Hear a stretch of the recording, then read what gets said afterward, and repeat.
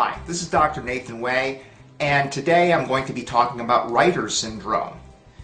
Reiter's syndrome, also called reactive arthritis, is one of the seronegative spondyloarthropathies. Now that's a mouthful.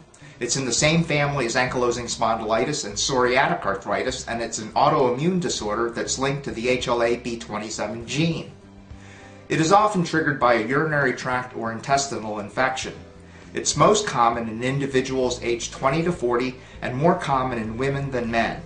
The symptoms of reactive arthritis often include a combination of three symptoms: inflammatory arthritis, inflammation of the eye, and inflammation of the urinary tract. So, the patient can't see, can't pee, can't bend the knee. The first symptom, usually felt, is burning pain on urination or increased frequency of urination. Men can have prostatitis, and women can have vaginitis. The arthritis usually affects large joints such as the knees. A strange rash on the bottoms of the feet can develop.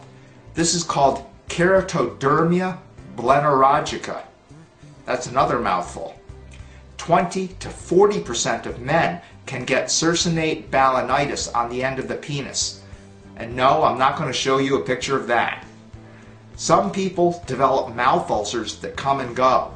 About 10% of people will develop heart problems, including inflammation of the aortic valve and pericardium, which is the lining around the heart. This is not a good thing to have. Well, that's it for now. Thanks for watching. This is Dr. Nathan Way.